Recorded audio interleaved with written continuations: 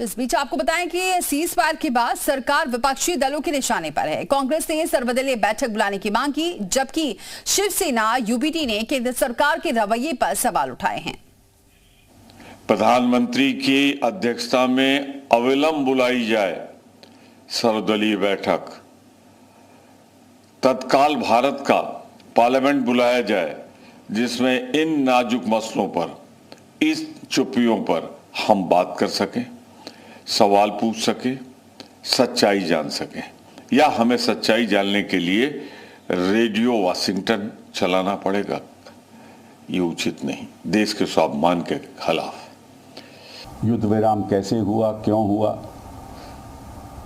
कई सवाल उठते हैं। अब युद्ध विराम हुआ है तो निश्चित रूप से हम दोबारा यही सवाल करेंगे कि आप जल्द से जल्द स्पेशल सेशन ऑफ पार्लियामेंट बुलाइए, क्योंकि हम मॉनसून सेशन तक तो वेट कर नहीं सकते, अभी तो उसमें कई महीने बाकी हैं। हमारा एक संप्रभु देश है, एक ऐसा देश है कि उसमें तीसरा कोई प्रेसिडेंट हस्तक्षेप नहीं कर सकता। ये हमारे संप्रभुता पर हमला है और ये सरकार की कमजोरी है मोदी की कि प्रेसिडेंट ट्रम्प को उसमें लाना पड़ा, उसको खुद नहीं है ताकतवर, आपने सिंदूर का अपमान किया। वहीं इस पर अभिषेक मनु सिंह भी युद्ध विराम को लेकर उन्होंने कहा कि हमने जल्दबाजी तो नहीं की। वहीं शशि थरूर ने कहा कि भारत कभी दीर्घकालिक युद्ध नहीं चाहता।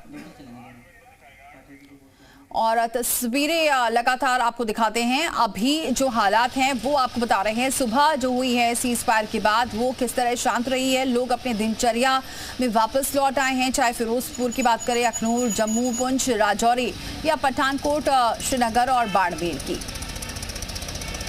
और चलिए सीधे रुक करते हैं, जनता क्या सोच रही है सीज फायर को लेकर, सीधे रुक करते हैं। प्रमेंद्र हमारे साथ जुड़ चुके हैं और साथ ही हमारे साथ मनीष शर्मा जुड़ चुके हैं अलीगढ़ से।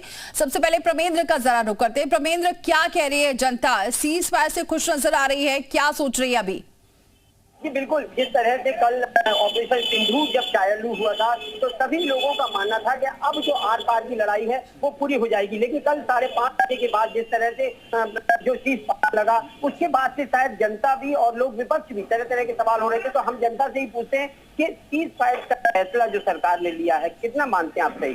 देखिए, मैं वरिष्ठ नागरिक नरेंद्र जैन फुकाबाद से बोल रहा हूँ, स्टेट बैंक से सेवानिवृत्त हूँ। जो आपने प्रश्न किया है कि मैं बताना चाहता हूँ कि राष्ट्र इसमें ये निर्णय लिया वो भी गलत था। कि जनता की भावना ये थी कि जो कामयाबी प्राप्त हुई है, जो इतने महिलाओं के सुहाग उजाड़े हैं, उसको सही सबक दिया।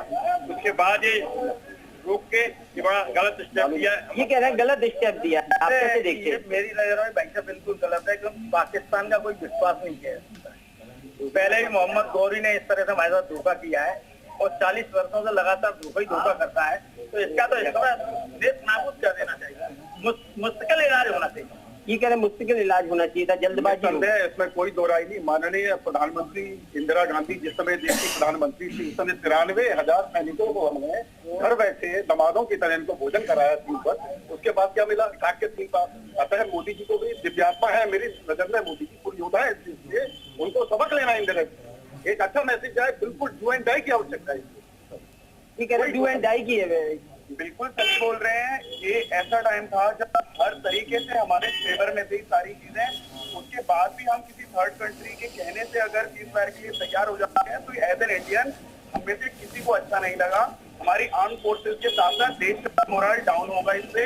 ये वो मौका था जब आपको उसके बलूचों की लड़ाई को आगे बढ़ाना था, पीओके को भी आजाद कराना था। सेना पे भी असर पड़ा है होगा ये। देखिए, अब वो याचना नहीं, अब रण होना चाहिए। हमारा देश का बच्चा नागरिक, चाहे वो किसी भी धर्म का हो, किसी अनुयायी का हो, वो बस यही चाहता है कि डू एंड डाई।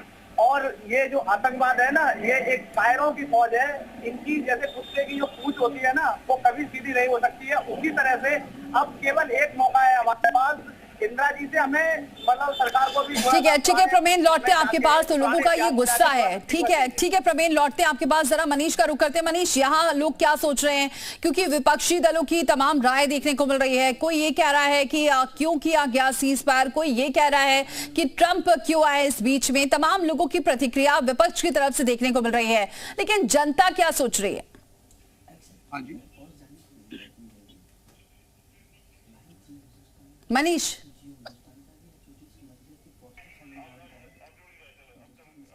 मेरी आवाज आप तक पहुंच रही है? मनीष, जनता से जानिए कि जनता क्या सोच रही है, क्योंकि विपक्ष अपनी ओर से निशाना भी साध रहा है और अपनी अपनी राय भी रख रहा है। जी बिल्कुल, मैं सीधे यहाँ पर अपने मेरे संग जो लोग जुड़े हुए हैं उन्हीं के पास चलता हूँ, उनसे ही पूछता हूँ कि आखिर अभी बताइए कि जिस तरीके से कल पाकिस्तान ने सीज फायर का उल्लंघन किया, पक्ष अपने अलग कटाक्ष लगा रहा है, आप क्या?